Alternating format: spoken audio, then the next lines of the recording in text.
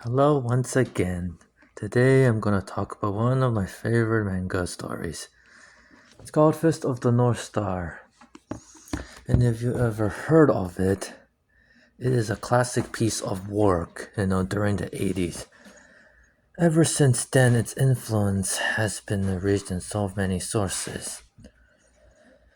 What it is, apart from the fact that it's known for its violence, it's also not known for the fact that the characters, who nearly are all big men, shed copious amounts of tears during extremely big dramatic moments and revelations.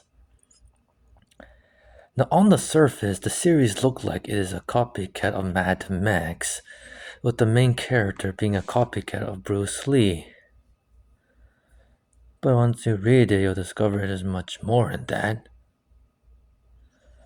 But anyway, the first half of the series focuses on the main character, who goes on a long journey to help whoever those he can and deal with those who hurt the weak. Eventually, he comes face to face with the oldest of his brothers, although not related by blood, who wants to take over the world for his own benefit.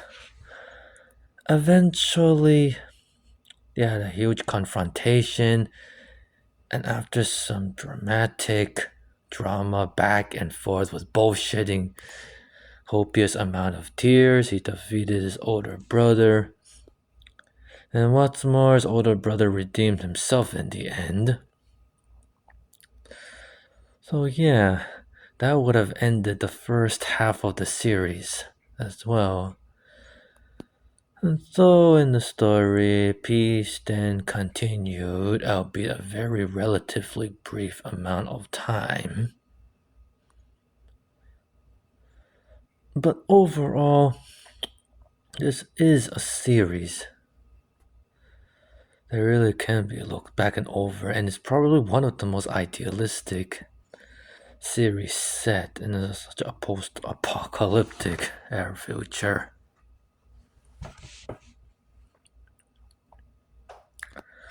Now, in the second half, the series follows a similar path.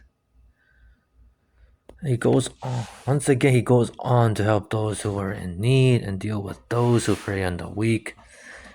Eventually, he comes face to face with the older brother of of the older brother he faced in the first half of the series. On the way, he discovered a lot of interesting truths along the way, stuff that he has never heard of.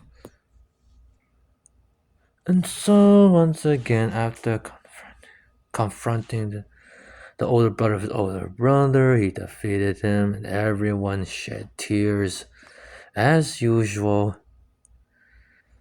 And then he goes on to do the usual again. So in a way, you can say the series has went full circle. Why do I say that? Because the very first scene of the series shows him doing the trademark move, which eventually became a meme.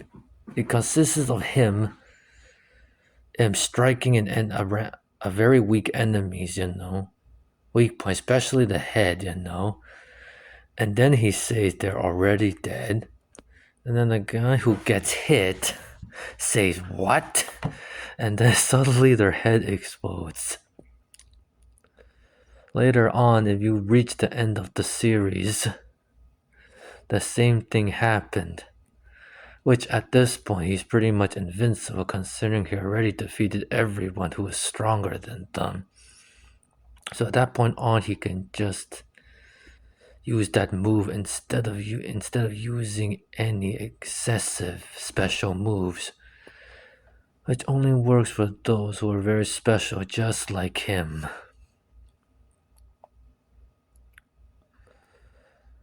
So anyway, overall, this is a series that you won't regret reading once you start picking it up. Thank you and have a good day.